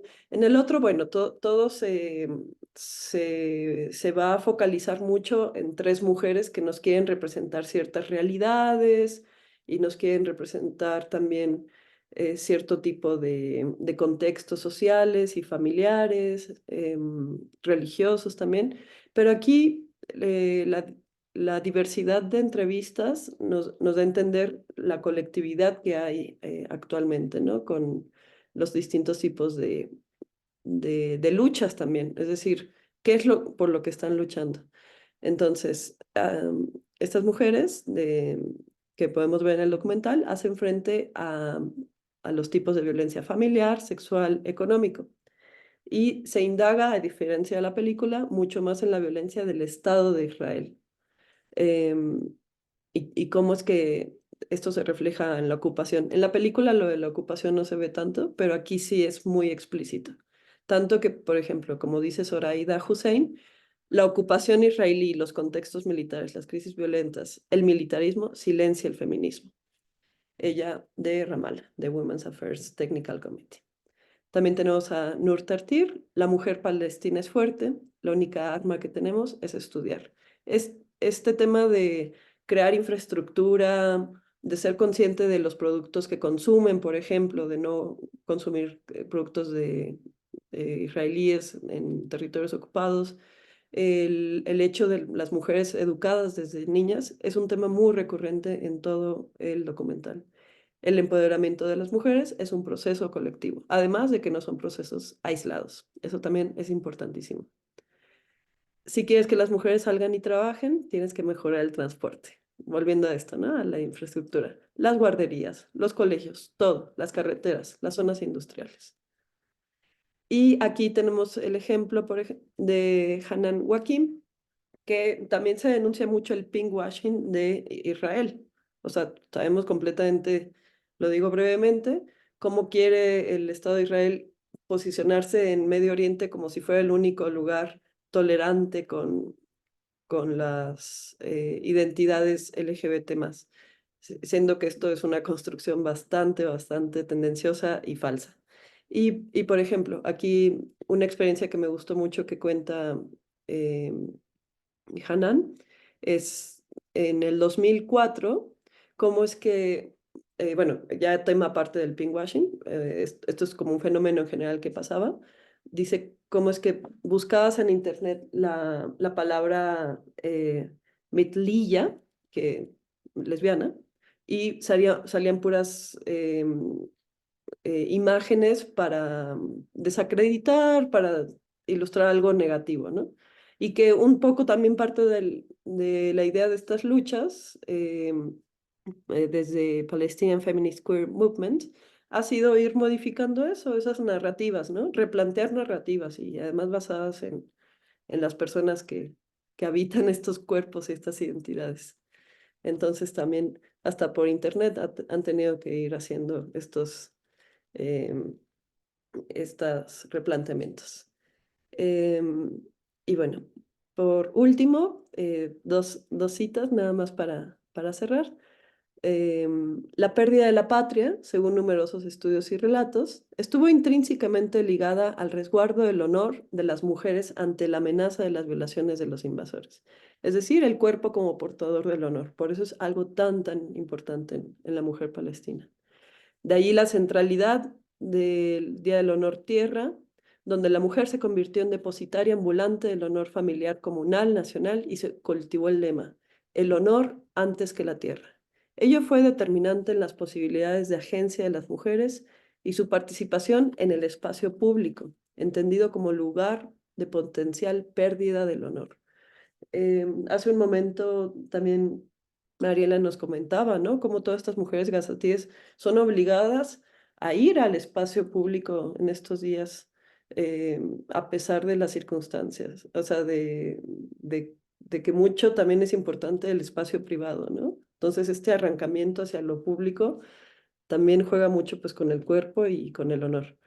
Rápidamente, la imagen de fondo es del dibujante Naji Alali en honor al Día de la Tierra Palestina y como representada por una mujer. Por último, también retomando pues todo lo que han estado hablando las compañeras, las luchas feministas que mencionó la doctora Alejandra, el término que trajo a colación la compañera Erika. El sumut representa una forma de resistencia que apoya otras resistencias más abiertas, como la organización de manifestaciones o el uso de la militancia.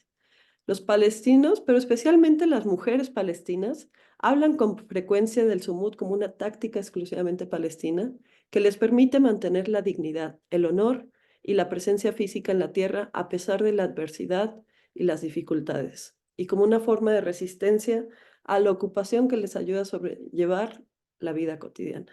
Algo que podemos ver desde hace exactamente 5 meses y bueno, muchísimos años más, ¿no? Así que en general, ya con esto cierro. Muchísimas gracias. Muchas gracias, Silvia, por esta participación, también por esta extraordinaria charla que nos has dado a propósito del cine palestino. Bueno, varias cosas que comentar.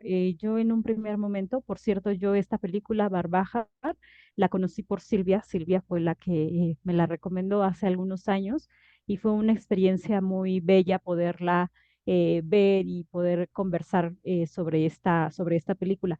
Y una de las cosas que más me ha saltado desde el momento que la vi hasta ahora es que la directora, Maysalun Hammoud, tiene esa extraordinaria capacidad de presentar, de representar la vida de tres mujeres palestinas como que no siempre están bajo un grado de violencia aniquilante, ¿no?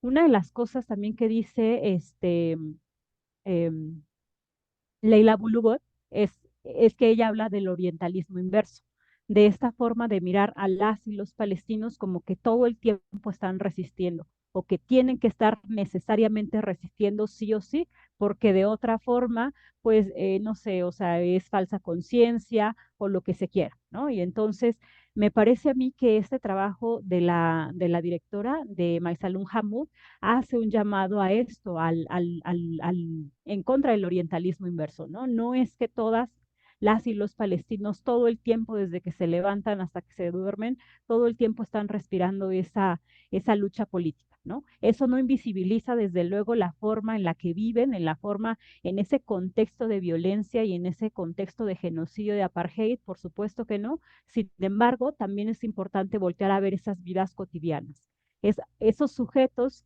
con los que podemos generar vínculos, que tenemos muchísimas cosas en común, que tenemos bastantes aproximaciones y que podemos generar incluso redes en la cotidianidad. Entonces me parece acá un extraordinario trabajo de parte de esta directora y que bueno, es importante como voltear a verlo también porque me parece que en la representación de la violencia de género hace un trabajo extraordinario y ahí se nota mucho su sensibilidad, ¿no? Este trabajo de investigación que ha hecho, ¿no? Y su propia capacidad para la propia representación. Me parece una película extraordinaria, entonces les invitamos a verlas también, esta Apuesta es por la vida, esta lucha es por la vida, perdón, y que también acá le preguntamos a Silvia en dónde podemos ver esta película y este documental para el público que nos acompaña. Bueno, ya para ir un poco cerrando, tenemos algunas preguntas, sobre todo del grupo de estudios sobre Eurasia. Te las voy a lanzar acá a nuestro panel y les voy a pasar el micrófono, les vamos a dar la palabra en el mismo orden en el que hicieron sus intervenciones. Una primera pregunta es a propósito del BDS. Nos preguntan qué papel han jugado las mujeres en la campaña del BDS y de qué manera ayuda la misma campaña del boicot, desinversión y sanciones a la lucha por las mujeres palestinas. Esa es una. La otra es de qué manera podemos hacer más visible desde nuestros feminismos la lucha por las mujeres palestinas. Y esta pregunta es muy importante porque justo mañana pues salimos justo a tomar las calles e incluso hay una colectiva este año en donde, bueno, acá en Ciudad de México, perdón, aclarando, acá en Ciudad de México tenemos un comité justo por la liberación de Palestina. Entonces, esa pregunta es como por esa vía. Y por último, em, pre- eh, ah, una pregunta un tanto de coyuntura. Preguntan, el pasado 7 de octubre, justo con esta cuestión de Hamas, hubo imágenes de que Hamas había golpeado, violentado a mujeres israelíes y que mostraba su cuerpo como una supuesta bandera al asalto a las leyes y al sistema de seguridad de israelíes. ¿Cómo entender esto desde los feminismos sin caer en el orientalismo, pero tampoco en el relativismo? Esa es una pregunta. Y por último, ¿cuál es la situación de las mujeres gazatíes en la actualidad? Bueno, esa es una serie de preguntas. Por cierto, acá en lo que nuestro panel va como preparando sus respuestas, Silvio ya nos ha pasado acá la información de la película y el documental. Se los vamos a poner en nuestra página para que los puedan consultar. Bueno, Mariela, ¿quisieras responder algunas de las preguntas? ¿Quieres agregar algo? Hola, bueno, justo se me estaba por apagar la computadora, así que alcancé a escuchar las preguntas, pero no pude tomar nota, así que recuerdo más que nada la que preguntaban respecto del BDS y también recuerdo la de respecto de las imágenes del 7 de octubre de violencia, violaciones, etc. Voy a tratar de responder esas y bueno, luego en todo caso pediré que las repitan o escucharé a las compañeras. Em, Desde mi humilde lugar, creo que el BDS, la campaña de boicot, desinversión y sanciones, que yo conozco gracias a las organizaciones civiles palestinas y gracias a la académica y activista de origen español, Luz Gómez, y el libro que ella ha recopilado, que es justamente el BDS. Bueno, sabemos que las organizaciones civiles de la Palestina eh, histórica han lanzado este BDS, esta campaña desde el año 2005. Y el objetivo del BDS en la plataforma con el cual se dieron a conocer fue que no estuviera ligada a ningún tipo de partido político ni espacio político, sino que fueran netamente organizaciones de la sociedad civil para, bueno, poder quitar cualquier resquemor o duda respecto de intereses políticos ajenos a la sociedad civil y para poner sobre la mesa una necesidad de la población en sí misma, más allá de extracciones políticas. Y también en ese año, el 2005, ya existían 5 años tremendos desde la segunda intifada del año 2000 y el recrudecimiento de la política del partido Likud en ese momento, que había lanzado con todo la construcción del muro sobre la zona de Belén y Cisjordania, y que en ese momento gobernaba creo que Ariel Sharon, en todo caso revisaremos, y estaban violando ya eh, sistemáticamente todos los acuerdos internacionales respecto de cuestiones que están prohibidas, como por ejemplo este muro de apartheid. Entonces, ante ese clima de recrudecimiento de la política de ocupación, eh, el hacerle el vacío a todas las resoluciones de la ONU y a todos los acuerdos bilaterales de los acuerdos de Oslo. Y, y como que no había nada que frenara, ni los acuerdos de Ginebra, nada frenaba el avance del muro este muro que construyó Ariel Sharon. Entonces ahí la sociedad civil creó el BDS. Entonces, el BDS es como algo general que retoma o recupera la lucha del apartheid en Sudáfrica, que dio sus frutos cuando más violento se puso, además, recupera toda esa tradición de lucha, de buscar el apoyo mundial, y no es que pone la cuestión de género en algún lugar, no es como un interés del BDS hablar de la cuestión de género, Pero en este libro que yo les hablo, el BDS, editado por Luz Gómez, hay algunos capítulos eh, donde se trabajan cuestiones de género e incluso de diversidades sexuales, tanto en la zona de la Palestina ocupada como en, bueno, hoy por hoy toda la Palestina está ocupada, lamentablemente. Así que bueno, si la pregunta iba por ver en qué medida el BDS recuperaba cuestiones de género, creo que no es el objetivo, pero tampoco lo omite, sino que se trabaja.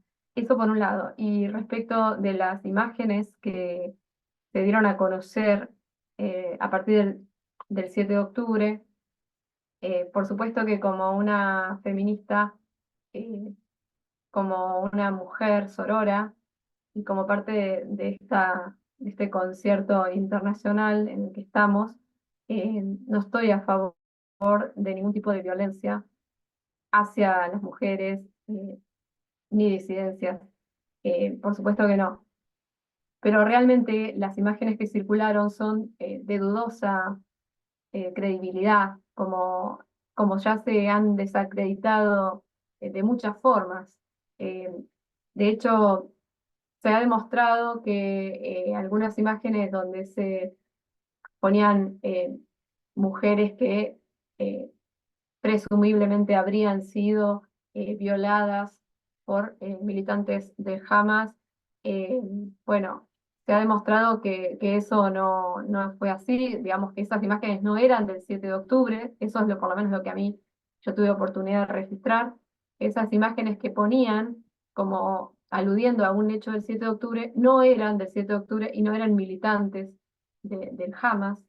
Entonces, por ejemplo, ahí hay que ver la naturaleza del origen de esas imágenes que la persona que pregunta esto vio, porque hay muchas que ya han sido desacreditadas, como la de los bebés decapitados, bueno, y a su vez, a medida que surge, que avanza el tiempo y algunas investigaciones se desarrollan, se ha demostrado que incluso muchas de las personas eh, que fueron asesinadas el día 7 de octubre, eh, que además Israel no ha parado de dar un número indeterminado, nunca dio una cifra exacta y conforme pasa el tiempo, el número se va achicando, el número de presuntos muertos asesinados. Bueno, ese número indeterminado que se dio en aquella ocasión, al parecer muchos fueron asesinados por las propias fuerzas israelíes que pusieron en juego un plan, un programa de defensa en el cual, si existe presencia de lo que ellos consideran el enemigo, que en este caso serían los militantes de la resistencia islámica, entonces tienen que disparar a muerte, no importa quién esté. Y bueno, se ha demostrado esto, y siguen los testimonios de los sobrevivientes de ese 7 de octubre diciendo que quienes abrieron fuego y quienes eh, asesinaron fueron más que nada las fuerzas de defensa israelíes. Entonces, bueno, insisto, yo no quiero decir algo de manera irresponsable ni pretendo instalar esto que yo digo como una verdad absoluta. Pero lo que sí creo es que si podemos conocer las imágenes de las que hablan para acusar a la Organización de la Resistencia Islámica Hamas de haber violado mujeres, entonces que me precisen cuál es la imagen, cuál es el medio, el canal de información, entonces yo podría tener más elementos para poder decir algo al respecto. Y bueno, y como dijo la compañera Alejandra en su exposición, y como también, bueno, estamos viendo todos los días, lamentablemente lo que está surgiendo es que las que reciben amenazas de agresión sexual, las que reciben amenazas de violación y las que de hecho han sido violadas en lugares de detención ilegal por parte de soldados de las fuerzas israelíes han sido mujeres palestinas.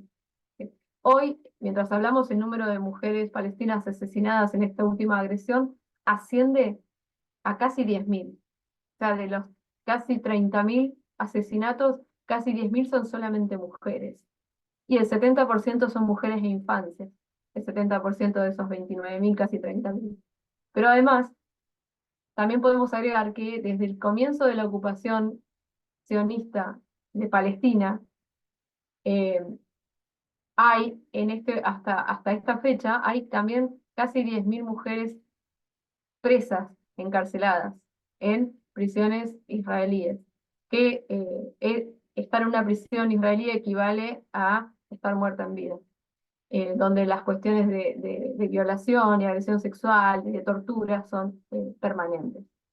Entonces, bueno, creo que hay que poder calibrar el contexto en el que se desarrollan estos hechos tremendos, este genocidio sistemático y esta agresión contra el cuerpo de las mujeres, que es, como bien lo explicaba recién la compañera Silvia, y como lo dijo al principio Erika, agredir el cuerpo de la mujer es poseer el cuerpo y de alguna manera es deshonrar a toda la Palestina, es desmoralizar a todos los palestinos, porque así se ha creado esa imagen del cuerpo y de la mujer. Y así es lo que se busca. Eh, pero las mujeres son portadoras también, las mujeres palestinas en particular, son portadoras de la gestación, y no faltan autores que hablan de que el poder más grande de Palestina es la bomba demográfica, es la capacidad de dar vida. Y como dice Rafeh Ziada, esta hermosa poeta, oradora de origen palestino, eh, los palestinos enseñan vida. Así que bueno, esto es lo que yo puedo recordar de las preguntas, y dejo la palabra a las compañeras para que sigan con las otras. Muchas gracias, Mariela, por este análisis tan importante que nos haces. Ale, ¿quieres agregar algo a propósito de las preguntas? Por favor. Claro, sí, sí, sí. Pues estuve tomando notas, tengo aquí muchas, a ver si no me pierdo entre tanta cosa que escribí, pero hablaría primero de la reflexión que hiciste, Iraís, antes de hacernos las preguntas. Cuando yo terminé mi ponencia, tú hablabas de cómo al analizar a las mujeres en Palestina se resignifica, no me acuerdo qué término utilizaste, pero como que se resignifica la labor de la maternidad porque, o sea, creo que muchas veces cuando se habla de activismo, se habla de que cuando las mujeres se relegan al ámbito privado, entonces eh, se nota esta ausencia en el ámbito público. Y en el caso de las mujeres palestinas sucede lo contrario, porque la figura de la madre es también un símbolo de resistencia, un símbolo del nacionalismo palestino. La figura, una de las fotos que les ponía, ¿no? De estas madres, las madres de los mártires, esa es una figura del nacionalismo palestino, pese a que se posicionan como madres en el ámbito privado, también se convierte eso en un tipo de participación en el ámbito público al convertirse en un símbolo de resistencia. E incluso esa figura de las madres se ha utilizado en la poesía. Yo no soy experta y no voy a hablar de ese tema. Yo creo que de ese tema Silvia nos va a poder hablar muy bien, de Mahmoud Darwish, ¿no? De cómo también la figura de la madre como símbolo del nacionalismo palestino. Pero creo que es un rasgo muy importante y muy característico de la lucha de las mujeres en Palestina. Y sobre el BDS, coincido con lo que dice Mariela y solamente agregaría que el BDS ha sido utilizado por distintas organizaciones y por distintos movimientos. Por ejemplo, aquí tengo una nota, la Coalición de Mujeres por la Paz utiliza el BDS como uno de sus estandartes de lucha y, entre otras medidas, en 2010 presionaron a una empresa irlandesa para que retirara sus inversiones de una corporación israelí. Es decir, no es como tal el BDS de corte feminista o que el BDS tenga un objetivo feminista, pero sí es un movimiento que es utilizado por movimientos de distintos tipos, entre estos organizaciones, por ejemplo, de mujeres. ¿Cómo hacer visible la lucha de las palestinas? Tú lo respondiste muy bien, Iraís, ¿no? En la marcha va a haber un contingente. Yo, bueno, a ver si me pasan información, si es que saben. Leí que hay un contingente, pero no sé dónde va a estar, pero creo que es una forma de visibilizarlo desde la lucha de las mujeres en el 8 de marzo. Y también yo creo que nosotras, desde nuestras labores como profesoras, también tenemos ahí una gran oportunidad para hacer visible la lucha. A veces se cree que, bueno, si no doy la clase de Medio Oriente, entonces ¿dónde incluyo este tema de Palestina en mi clase? Yo creo que en la actualidad el tema de Palestina es un tema que se puede abordar en cualquier clase, en cualquier charla, porque no solamente es un tema de nacionalismo o de temas de cuestiones políticas, sino que ya estamos hablando de derechos humanos, de una emergencia humanitaria. Entonces creo que pues como profesoras tenemos una plataforma que nos da la oportunidad de poder abordar el tema, tan solo tocarlo y que haya gente que lo conozca, porque al menos acá en México sabemos que hay mucha gente que ni siquiera sabe dónde está Palestina o que Palestina existe. Creo que tenemos esa gran misión también. El uso de las mujeres por parte de Hamas en estas imágenes, al igual que Mariela, yo no he visto esas imágenes. No me gustaría hablar de imágenes que desconozco, que nunca he visto. Lo que sí podría decir sobre este tema es que finalmente la violencia contra las mujeres es estructural, ¿no? No es que solamente la violencia contra las mujeres la utilice el Estado de Israel. La violencia contra las mujeres se observa de muchísimas maneras y la llevan a cabo muchísimos actores. Entonces, por supuesto que jamás también seguramente ha, ha violentado los derechos de algunas mujeres. No sé en este caso en particular, pero a lo que voy es, la violencia contra las mujeres es estructural, más allá de quién la lleve a cabo. Entonces, o sea, creo que ese tema habría que tocarlo con muchísimo cuidado. No sabemos de dónde vienen esas imágenes. Yo también he visto muchas y sinceramente no tengo idea de dónde las sacaron, ¿no? ¿Cómo podemos saber que son reales? Y finalmente, sobre las mujeres gazatíes en la actualidad, pues yo creo que, como lo vemos en las noticias, el tema actual es la emergencia humanitaria, no solamente, que no solamente afecta a las mujeres, sino a toda la población. A mí lo que realmente me preocupa en este momento, y un poco hablé al final de mi plática, es qué va a pasar a corto, mediano y largo plazo con esas mujeres que queden vivas. Creo que eso va a ser lo más preocupante con estas mujeres que han perdido a sus hijos o con los niños y las niñas que están perdiendo a sus madres. Eh, Ni siquiera podríamos hablar de la cuestión educativa y laboral, ¿no? En este momento eso es inexistente. Simplemente se ve en este momento por sobrevivir y creo que los temas clave se van a ver más adelante cuando veamos qué va a pasar con esas mujeres que van a ser ahora cuidadoras quizás de personas que hayan quedado heridas, en su papel como madres. Y entonces podremos más adelante analizar cómo desde su condición de género pues se están viendo afectadas por estos niveles de violencia. Y yo creo que eso sería todo. Muchas gracias, Ale. Voy a hacer unos comentarios, pero después de Silvia para no robarles más tiempo. Silvia, por favor. Eh, bueno, yo quisiera compartir algo porque creo que las compañeras han realmente contribuido bastante a este diálogo y creo que yo sería bastante reiterativa. Entonces, no sé si hay problema que lea un muy breve poema de Rafif Siada, una Adelante.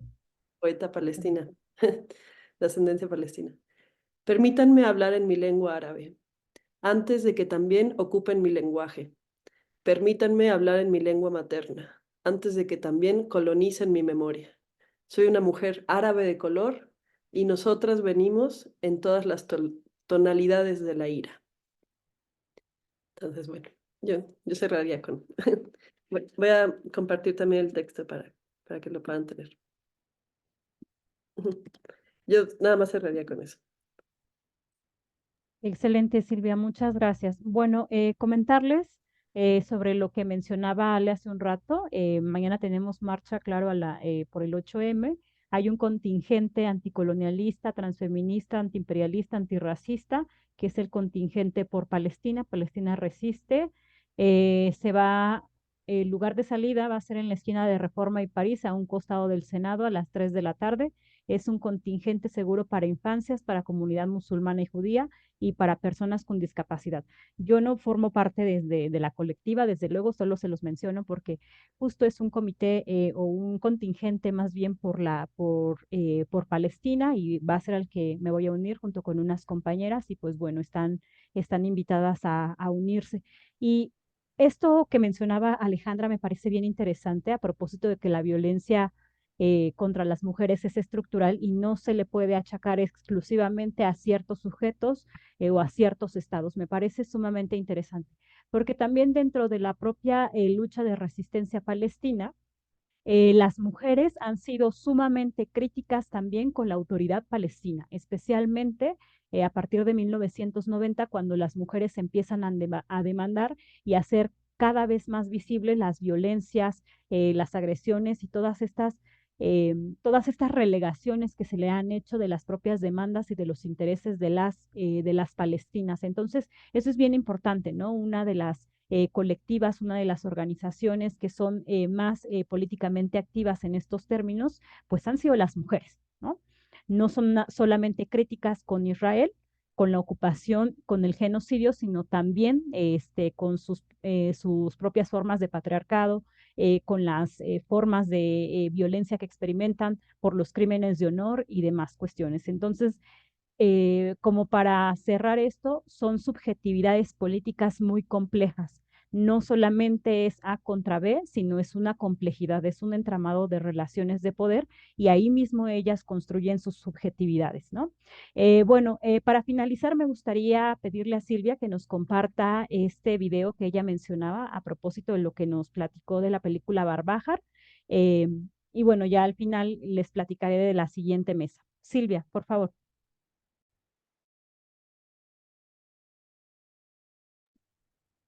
Mm,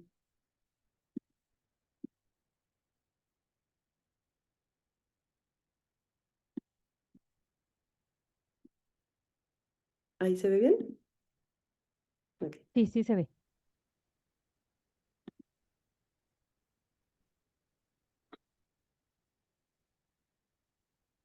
aquí, perdón. اتفضلي. No se escucha, solo no se escucha. Sí se ve, pero no se escucha.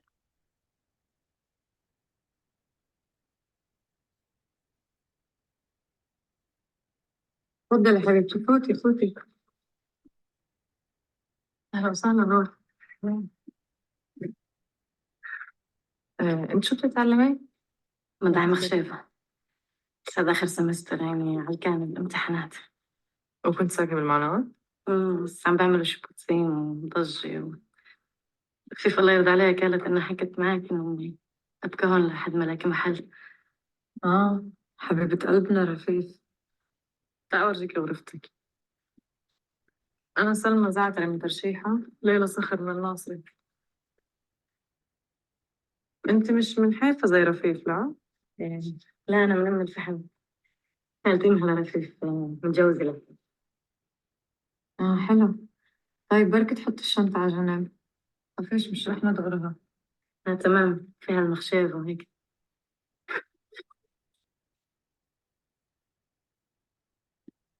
¿Sí, sí se pudo escuchar?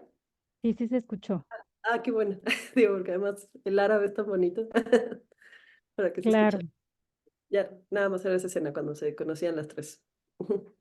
Muchas gracias, Silvia. Pues muchas gracias finalmente a todas las que nos acompañaron el día de hoy, a la maestra Erika Aguilar, pues que se tuvo que retirar, pero que nos está siguiendo, a la maestra también Mariela Flores desde Argentina, a la doctora Alejandra Gutiérrez Luna, a la maestra Silvia Sáenz Delfín, pues nos ayudaron mucho. Yo aprendí bastante personalmente de todas sus reflexiones, de todo este diálogo tan importante y tan necesario, especialmente, o sobre todo más bien enmarcado en el 8M, que justamente es mañana, y que qué importante es hacer esta reflexión en este contexto y hacer un llamado contundente al alto al fuego y desde luego desde nuestras propias identidades y desde nuestras propias subjetividades como mujeres, seamos o no identificadas como feministas. Pues muchas gracias también a las y los que nos acompañaron a lo largo de esta transmisión. El próximo jueves tendremos otra mesa a propósito también de mujeres Es titulada Religiones y Espiritualidades, Subjetividades de Mujeres Creyentes en Eurasia, y también vamos a contar con diferentes especialistas. Justamente vamos a abordar el tema de las mujeres en las religiones y bueno, están invitados a seguir nuestra transmisión el próximo jueves a las 11 de la mañana. Pues muchas gracias otra vez a todas ustedes y nos vemos muy pronto.